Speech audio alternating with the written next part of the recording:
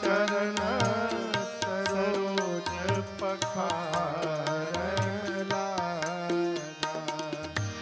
बरसे सुमन सुर सकल सिहाहे, बरसे सुमन सुर सकल सिहाहे।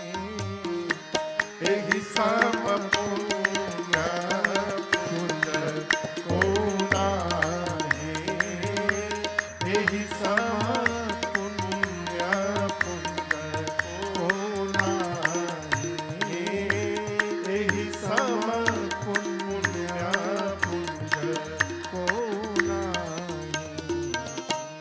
केवट जी राम जी की आज्ञा मिलते जल लेकर आए। गोस्वामी जी कहते हैं कैसे पखार रहे हैं। अति आनंद उमगी अनुरागा। अति आनंद, अति उमंग और अति अनुराग के साथ केवट जी भगवान के चरणों को पखारते हैं।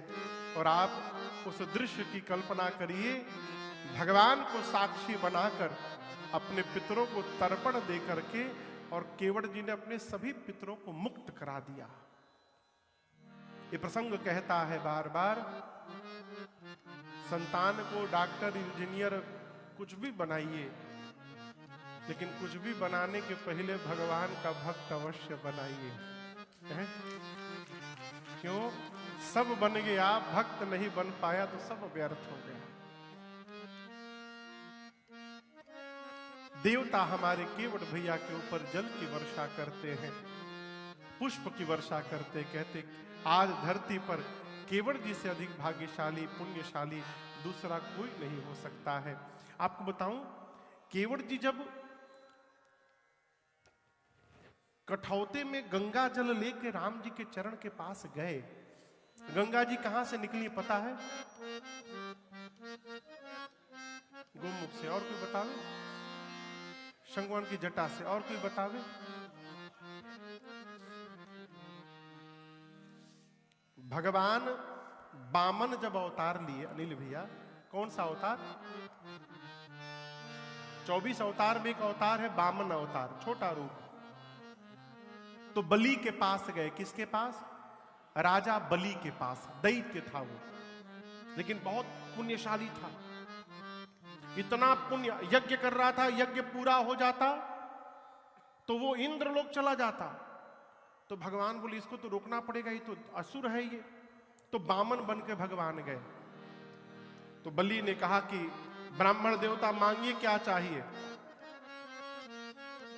बलि के गुरु शुक्राचार्य, असुरों के गुरु कौन है?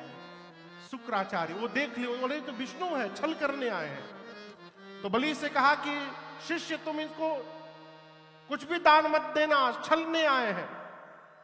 बलि ने कहा गुरुदेव आप जीवन भर सिखाते रहे दान दो दान दो, आज मेरे से भगवान मांगने आए, आप कहते दान मत दो। मैं आपका त्याग कर सकता हूं, आपकी शिक्षा का त्याग नहीं कर सकता। मैं दान दूंगा इनको। भगवान ने बोला ऐसे नहीं लूंगा, संकल्प करके दो। तो जैसे कमंडल उठाया जल लेने के लिए, तो शुक्राचार्य का किए कमंडल की जो टोटी होती है ना, टोटी, उसी में जाके बैठ गए। ब्लॉक कर दिए, पानी ना गिरेगा ना ये संकल्प करेगा। अब पानी गिरे नहीं, भगवान तो देख रहे हैं गुरु जी बैठे हैं उसमें। भगवान ने कहा लेट मी क्लियर इट। एक सीख लेके और जैसे उसकी टोटी में मारे, शुक्राचार्य की एक अखियां फूट गई। भगे गुरु जी निकल के उसमें से। जल लेकर बलि ने संकल्प किया कि आप जो मांगिएगा मैं दूंगा। भगवान ने कहा मुझे 3 पग भूमि चाहिए। कितना? बलि ने कहा इतने छोटे छोटे पांव, यहां से लेके वहां तक धरती लेकर क्या करिएगा, साम्राज्य मांगिए। भगवान ने कहा नहीं, केवल 3 पग भूमि चाहिए। कहा दिया, नाप लीजिए। तब भगवान ने अपना त्रिविक्रम रूप बढ़ाया और इतना बड़ा स्वरूप बनाया भगवान ने कि 2 पग में 3 लोक 14 भुवन नाप दिया भगवान ने, पूरी सृष्टि नाप दी। उसी समय भगवान का पांव जब ब्रह्मलोक से गुजरा तो ब्रह्मा जी ने कमंडल से जल निकाला और भगवान का दाहिना पांव पखार लिया तो पांव नहीं पखारा। दाहिने पांव के अंगूठे में जो नाखून है, नाखून का केवल अग्रभाग आगे का पॉइंट ही पखार पाए। अब वो जल निकाल के कमंडल में रखा, वही गंगा जी है। कमंडल से निकलकर गंगा जी, अब भगीरथ जी तपस्या किए, अपने पूर्वजों का उद्धार कराने के लिए गंगा सागर में प्रार्थना किए। 3 पीढ़ी ने प्रार्थना किया तो गंगा जी तैयार हुई आने के लिए। बोली मेरा वेग धारण कौन करेगा, मुझको संभालेगा कौन? तो शंकर भगवान बोले मैं संभालूंगा। गंगा जी वहां से आई और शंकर जी के जटाओं में हेरा गई। फिर उन्होंने, भगीरथ जी ने शंकर जी से प्रार्थना किया तो बाबा ने अपना एक केश निकाल कर ऐसे निकाला बाहर, तो वही गोमुख से गंगा प्रकट होकर निकली। तो जैसे केवट जी कठौता में जल लेकर राम जी के चरण के पास पहुंचे, गंगा जी में गंगा जी की धारा बढ़ गई। गंगा जी केवट जी से बोलने लगी, धन्य है केवट जी, आप एक शंकर जी और ब्रह्मा जी थे जिन्होंने मुझको भगवान के चरण से दूर कर दिया था। धन्य है एक आप जो उस गंगा को फिर से भगवान के चरणों तक पहुंचाने जा रहे हैं।